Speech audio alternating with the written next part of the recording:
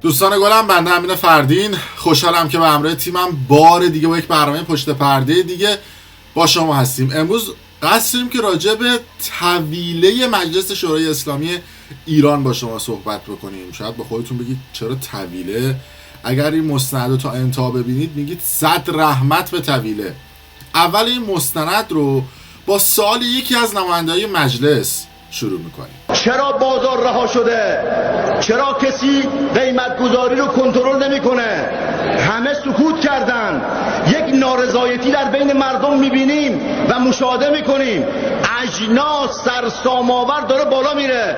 همکاران در مجلس ما چیکار کردیم؟ حالا جالب این نماینده مجلس جوری چرا میکنه که انگار عمه من و شما نماینده مجلسه و ایشون مردم عادیه. بعدش هم میره پشت میکروفون خودشو جر نمیده، تیکه پاره میکنه. بعد میاد میگه که آره این همه فقر و بدبختیه. به خاطر چی؟ به خاطر اینکه امثال نماینده‌های مجلسی مثل شما مجلس رو با طویله اشتباه گرفتن و فقط بلدن رانت و لابی بکنن که حالا جلوتر رانت و لابی ها و اسنادش رو بهتون نشون میدیم. برای همینه که همین نماینده‌های مجلس میان و تو مجلس دقیقاً مثل سیستم طویله رفتار میکنن. ببینید این فیلمو. نظر آقای دهقان اجازه بدین. آقای محبینی آقایون بفرمایید در صندلی.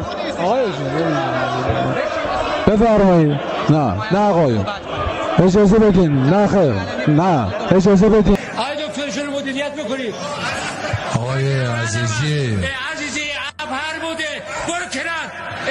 آقای عزیزی بفرمایید. آقای عزیزی بفرمایید. آقای چرا اینجا جمع شدین؟ یعنی چیه؟ بفرمایید. نه آقای سیف شما بفرمایید. یعنی صد رحمت به طویله. چیزی که شما دیدید شبیه بازار مای فروشا بود دیگه. کلا در هم بود و هر کی هر کاری دلش می‌خواست، هر غلطی که دوست داشت می‌کرد. بعد جالب اینا میخوان برای ما مردم قانون تصویب بکنن. هرچند همین نماینده مجلس میرن تو تلویزیون مصاحبه میکنن میگن مردم چی کارن. موقعی که میخوان رأی بگیرن 24 ساعت تو مراسم‌های عزا و عروسی و نمیدونم رأی گرفتن و التماس از مردم، ولی موقعی که رأی میگیرن و میرن مجلس میگن مردم چی کارن. ببینید قانون مشخصه، قانونگذار مشخصه. بعد این میگه ملت تشخیص میده. ملت چه حرفی؟ اگه ملت تشخیص میده که ملت میومد تو مجلس تصمیم میگیره. البته راست هم دیگه ما مردم چی کاریم؟ ما مردم فقط موقعی که شما نیاز به رأی دارید شما خادم و ما مردمیم. بقیهش رو هواست. هرچند شما نماینده مجلسی که مجلس رو با طویله و بازار مای فروشا اشتباه گرفتید، مشخصه دیگه با قانونایی که همش به نفع خودتون و فک و فامیلای خودتونه هیچ وقت باعث نمیشید که ایران پیشرفت بکنه. بعد نماینده مجلس با کمال وقاحت میره مصاحبه میکنه، میگه آره من موقعی که نماینده ابهرم هستن البته ایشون، میگه موقعی که شهردار زنجان بودم بلند میشدم میرفتم چابهار فوق لیسانس میگرفتم. شهردار شهر زنجان بودم فوق لیسانس هم میخوندم. یعنی من از زنجان میرفتم چابهار تو منطقه آزاد فوق لیسانس میخوندم. یعنی من مرده این اعترافشم. میگه 700 کیلومتر میرفتم و میومدم. یعنی همزمان هم شهردار بوده هم فوق لیسانس گرفته. اونم شهرداری که اون همه سمت‌های سنگین رو سرشه. بعد تهش چی میشه؟ تهش میشه یه سری نماینده‌های مجلس بی سوادی که همینجوری کلنگی مدرک گرفتن، 4 کلمه هم بلد نیستن انگلیسی صحبت بکنن. پهپاتو میگن پهبان، نمیدونم FATF بلد نیستن تلفظ بکنن. موزه لوور رو حتی نمیتونن بگن چیه، میگن لوور و هزاران اتفاق عجیب و غریب دیگه که تنها یه قسمتش رو برای شما به نمایش میذاریم. ببینید این بی سوادی نماینده مجلس رو. آقایان نگران بحث FATF هستن و FATF. حالا خیلی مهم اسم نقشه های خلیج فارس از موزه لوور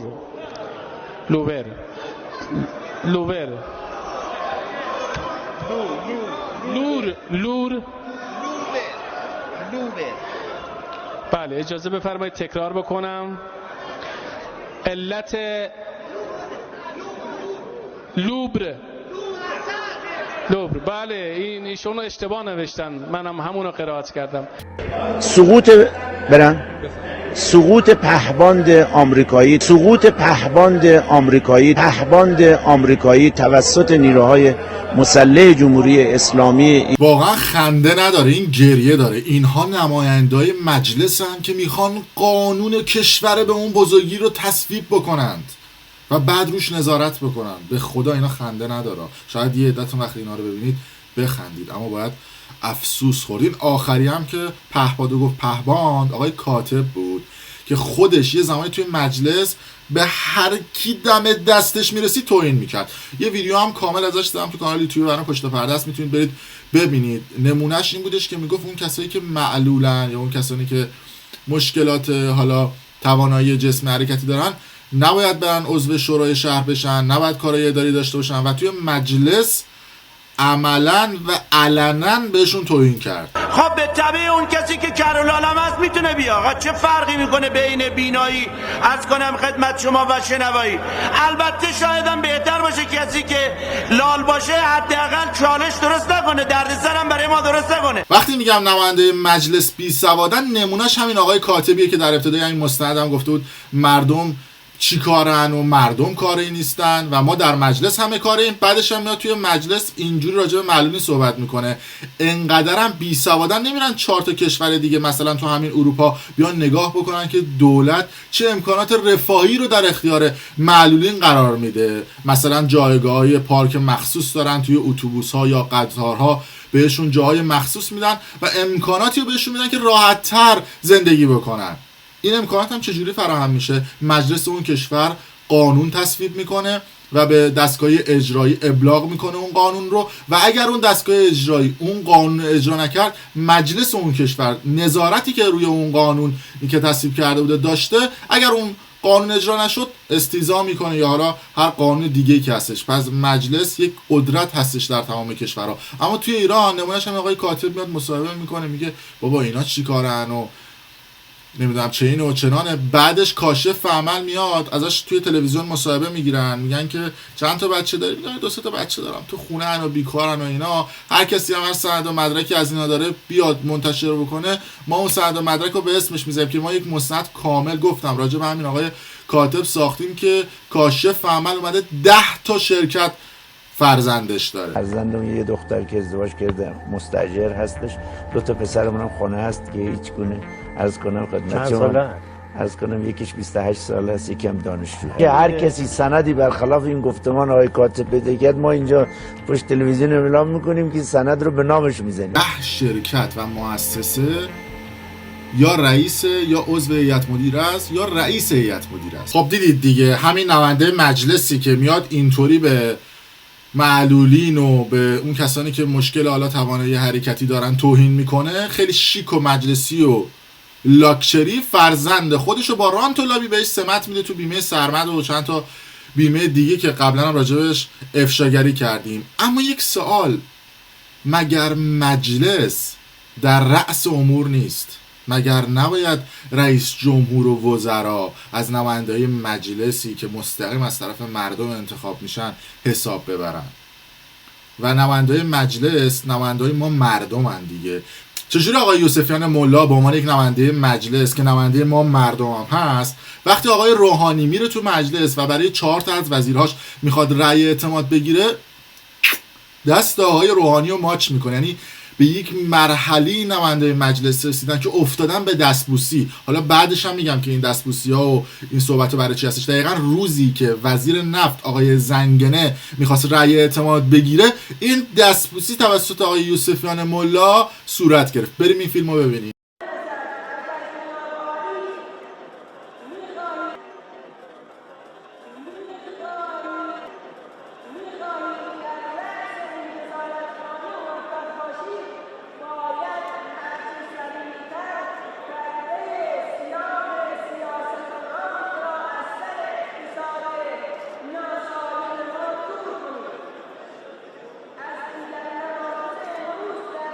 حالا کاشف عمل اومده که دختر آقای یوسفیان ملا طبق این سندی که روی تصویر میبینید و این نامه با سفارش و لابی آقای نماینده مجلس همین آقای یوسفیان ملا به آقای زنگنه رفته و توی وزارت نفت استخدام شده. یعنی ببینید این دستبوسی‌ها تهش از کجا در میاد. بعد آقای زنگنه رفته و در تلویزیون آقای رشیدپور باش مصاحبه کرده و گفت آقا جریان این استخدام چیه؟ و آقای زنگنه گفت آره هر کسی که پی اچ دی داشته باشه، این دختر این بنده خدا هم پی اچ دی داشته، ما یک سفارش ریزی کردیم و ایشون هم استخدام شده. یعنی هر کسی پی اچ دی داشته باشه آقای زنگنه شما سریع استخدامش میکنید؟ دیروز یه نامه بود، شما گفتید آدم سفارش پذیری نیستین، ولی این نامه مربوط به بدنه وزارت نفت بود و سفارش پذیری رو نشون میداد. توضیح خاصی دارین راجع به اون نامه؟ والا اون یک خانومی است که پی اچ دی داره. یعنی ما در مورد کلا در کشور برای استخدام کسانی که پی اچ دی یا دکتری دارن با اونایی که لیسانس و فوق لیسانس دارن کل ضوابطش فرق میکنه. ضوابط برای لیسانس و فوق لیسانس امتحان سراسری و آزمون عمومیه، ولی برای پی اچ دی اینجور چیزی نیست. یعنی اگر این عجیب غریبی نیست که با مثلا استخدام عرض کنم یه تعدادی از افرادی که لیسانس دارن مقایسه بشه. یا من دیدم مثلا گفته بودن چرا نماینده ها رو استخدام کردیم. نماینده ها اکثرا مأمور بودن، به تعداد نماینده هم نبودن، نمایندگان ادوار بودن. خب آقای مهندس زنگنه، یعنی اگر ایشون دختر یک نماینده مجلس نبودن و اون نماینده مجلس هم به شما نامه نمی نوشت، باز هم ممکن بود که بله، اگر شایستگی داشته باشه مخالفتی نیست. منتها اون نامه‌هایی رو که من برای اونا نوشتم که نمیان توی شبکه‌های مجازی بذارن. آها، یعنی نامه برای آدم عادی بزنین نظرتونه که ممکنه باشه. من داشتم مواردی که بهم رجوع کرده، بالاخره یه جوری به دست من رسیده، منم گفتم یا بررسی بکنه یا موافقت کردم یا بعد از اینکه بررسی کردم. منتها یه موردی رو خودشون خواسته بیان کار سیاسی بکنن، خب کردن، ما بحثی نداشتیم. آها، به نظرتون قانع کننده است بگید که من جوابم این بود دیگه. حالا برای از نظر من، بله از نظر من قانع کننده است، منتها اونهایی که میشنون باید نظر نهایی. بله طبیعتا همینطوره و امیدوارم که به قول شما این شایسته سالاری و تسهیم به نسبت مساوی امکانات شغلی در صنعت نفت برای همه همینطور باشه. آقای مهندس زنگنه خیلی متشکرم. ببخشید فرق بین پی اچ دی رو با یک لیسانس بدونید. طبیعتا میدونیم، منم میگم فرق دختر یک نماینده مجلس رو با یک فرد عادی هم بدونیم. نکته منم همینه. البته این آقای زنگنه خیلی آدم زرنگه، دیدید دیگه، کسی هم تا میاد سند و مدرک و اینا رو افشا میکنه سریع نماینده مجلس و وزرا به جای که بیان جواب قانع کننده به مردم بدن به در و دیوار دایورت میکنن و میگن که موضوع سیاسی بود. یعنی اگه این کلمه سیاسی رو ما از این مسئولین بگیریم فکر کنم نون شب دیگه نداشته باشن بخورن. اگه اصلاح طلب باشن میگن اصولگرا دارن ما رو تخریب میکنن، اگه اصولگرا باشن میگن اصلاح طلبا ما رو دارن تخریب میکنن. کلا یه شوی و یه نون سیاستی که دارن دور هم دیگه میخورن. اما این آقای زنگنه گفتم که خیلی این میز وزارتش رو دوست داره. چند وقت پیش توی طویله مجلس وقتی داشت سخنرانی میکرد اومد گفتش که آره ما اگر این نماینده‌های مجلس رو استخدامشون نکنیم بعد از اینکه دوره مجلسشون تموم میشه ممکنه فساد ایجاد بشه. یعنی ببینید چقدر مجلس و نماینده‌های مجلس داغونن که وزیر میگه آقا اینا اگر دوره مجلسشون تموم میشه بیان توی نفت. بعد من موندم چرا اینقدر اینا به وزارت نفت علاقه دارن، مثلا وزارت کشاورزی و وزارت علوم و سایر وزارتخونه‌ها اینا علاقه ندارن نماینده مجلس، فقط به وزارت نفت. نمیدونم چه دستم اینجوری میشه علاقه دارم. بریم بشنویم این صحبت آقای زنگنه رو. با این وزارت نفت کار داریم. نمایندگان رو گفتن استخدام کردید، آقای چه توضیح دادن. نمایندگان ادوار، دوستان من، هر دوره‌ای که تمام میشه بعد انشالله شما 10 دوره رای بیارین. هر دوره‌ای که تمام میشه یکی از دغدغه‌های هیئت رئیسه این است، من دیدم که جلسه میذارد با وزرا میگه آقا این نماینده‌هایی که کاری ندارن کاری بهشون بدین. خب نماینده‌ای که کار نداره چی کارش کنید؟ تو جامعه ولش کنید؟ چی کار بشه؟ این نماینده باید یه کاری داشته باشه زندگی بکنه.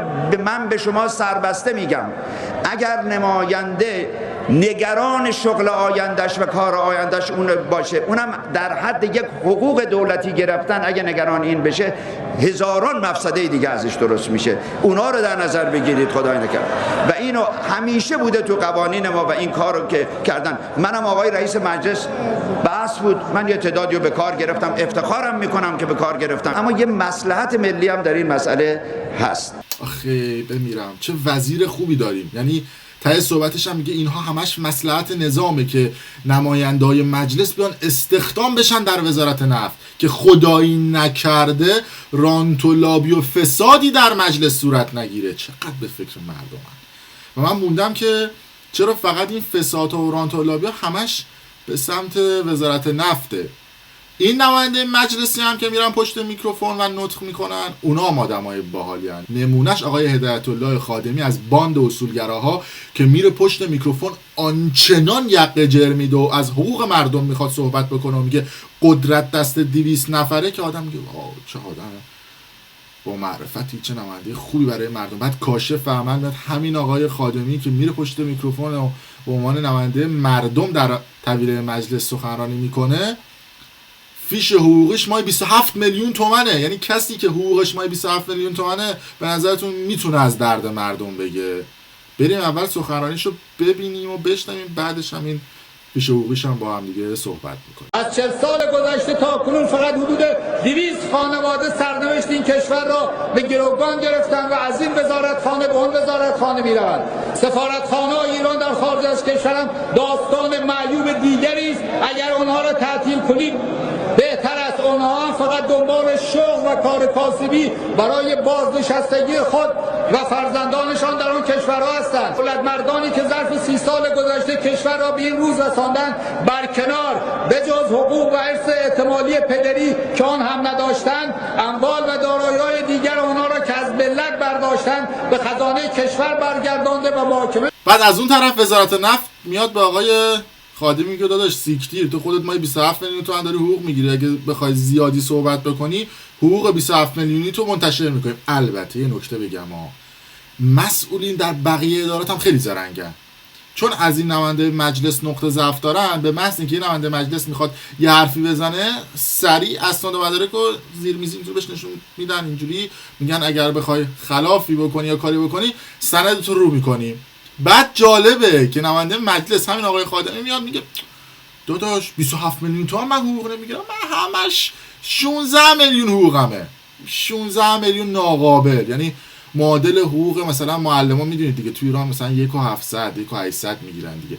معادل حقوق مثلا 10 تا معلم حقوق این بنده خدا. 32 سال سابقه دارم. قبل از اینکه آقایون نفت رو بشناسن من کارمند نفت بودم. کارمند نفت هم بر اساس اونایی که میدونن نه بر اساس یه رتبه هست، مدرک تحصیلی است و سابقه و شایستگی حقوق تغییر میکنه. 6 ماه گذشته رو نشون میدم 16 میلیون گرفتم. ولی همون آقایونی که آقای زنگنه که 2 روزم سابقه در وزارت نفت نداشتن، همینجور همراهش برشون داشت آوردشون توی نفت، الان هم پست‌های مهم گرفتنه، هم حقوقای کلان میگیرن، هم بالاخره باعث میشن که همون اطلاعات بره خارج از کشور. دیدید دیگه آقای خادمی هم با چه کلاس خاصی اون فیش حقوقی 16 میلیون رو که البته 16 میلیون ناقابل در ماهه نشون داد.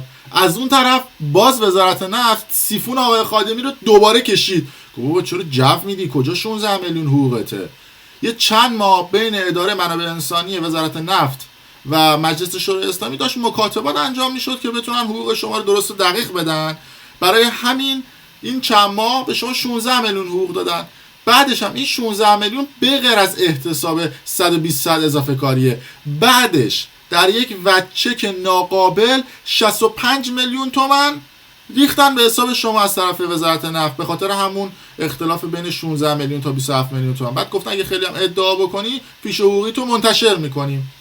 اینو گفتم آقای خادمی شما میگی من خادم ملتم و اینا خادمیم و اینا، گفتیم که به هر حال شفاف سازی بشه. از طرفی وزارت نفت توی اون بیانیه‌ای که منتشر کرده گفته که خواهشاً اون واحد آپارتمان 290 متری که توی ملی افاری اهواز هست که 9/1170 به شما دادن، گفتن لطفاً اونو تخلیه کن شما که خیلی به فکر مردمی. یه دونه واحد آپارتمان هم توی تهران 500 متره اونا هم گفتن تخلیه بکنین. یعنی شما همزمان 2 واحد آپارتمان داری، یکیش 290 متره، یکیش هم 500 متره. چرا؟ چون مجلس به شما خونه و ماشین میده دیگه، لازم نیست ماشین و خونه وزارت نفت داشته باشی دیگه. بعد سیستم هم تو مجلس همینه دیگه، مثلا میان نفت رو تصویب میکنن، بنزین رو تصویب میکنن، سایر موضوعات رو تصویب میکنن، بعد خودشون ماشیناشون پلاک قرمز و بنزین دولتی میزنن دیگه. از طرفی این استاندارا دست این نماینده مجلس رو خوندن. نماینده مجلس اومد خیر استاندار کشید، گفتش داداش این دزدا رو بیا معرفی بکن. استاندارم گفت خب یکی از این دزدا خودتی دیگه.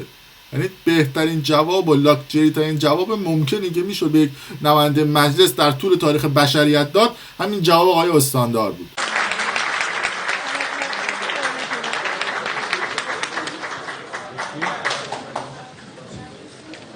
آقا 2 سال داری فساد یه دونم اسم بده.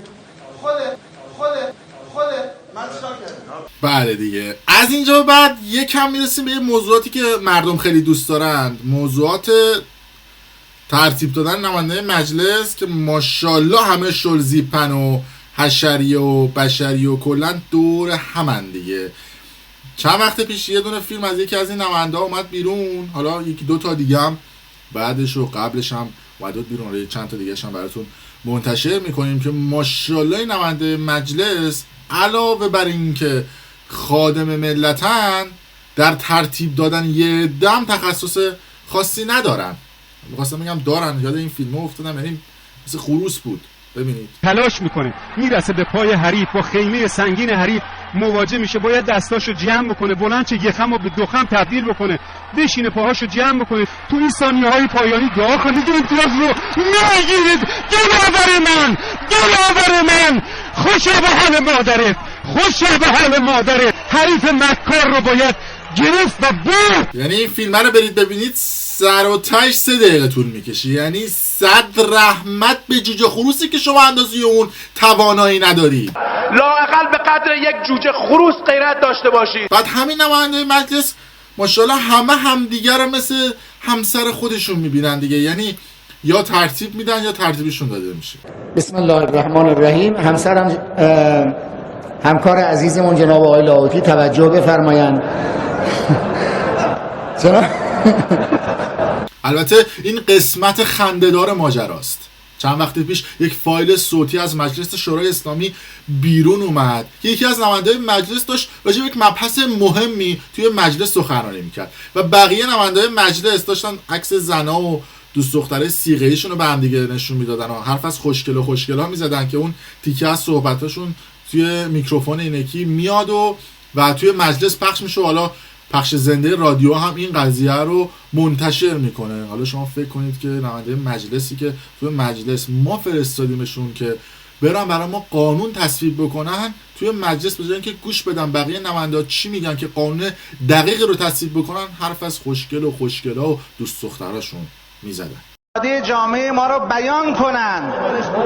به ما این دختر خوشگلا رو نشون بده، ما این دختر خوشگلا رو نشون بده، ما این دختر خوشگلا رو نشون بده. اقتصاد ایران متأسفانه در گرو یک مداخله های غیر رسمی است که حیات رو از اقتصاد. دیدید دیگه، میگفتش که به ما این دختر خوشگلا رو نشون بده. ببین مجلس و نماینده مجلس فقط به زیر شکم خودشون فکر میکنند که بعدش گند چند تاشون بالا میاد. نمونهش سلمان خدادادی که به یک دختر تجاوز کرد، اون دختر یک ویدیو منتشر کرد و گفت این نماینده مجلس به من تجاوز کرد و بعدش هم منو تهدید کرد. ببینید این ویدیو رو. منو کشون به زور کشون سمت تن، با توسط به زور به هم تجاوز کرد.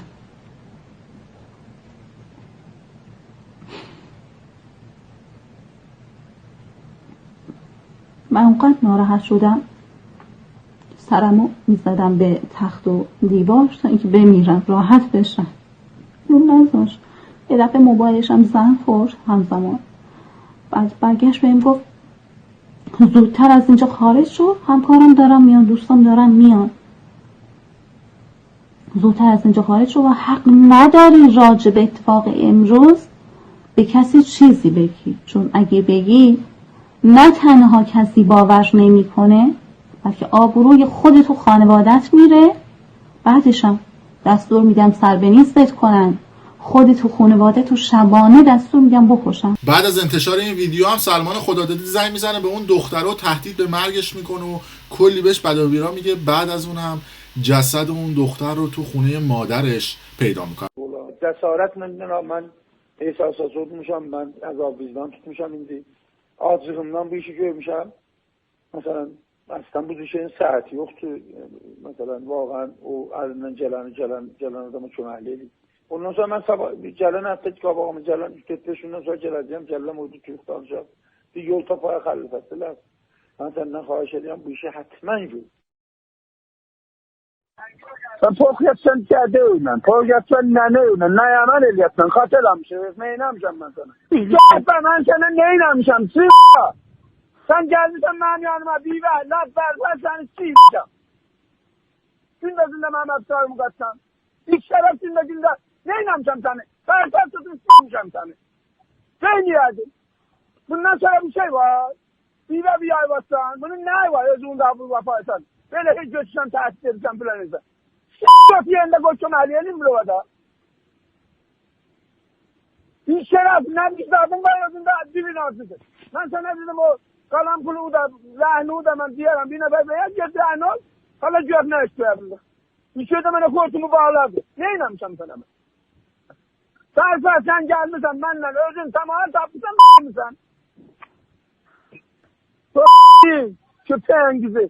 Şol köpeğin gibi. Her zaten ben biliyorum da. O yerinde koşum elim bile. İsteyem ki ağzıma çatan gözünü çıkarırım. İcazı versen seninle çönali edeceğim. Mahalli çönali edeceğim. Taparım. Bundan artık zat olmasan.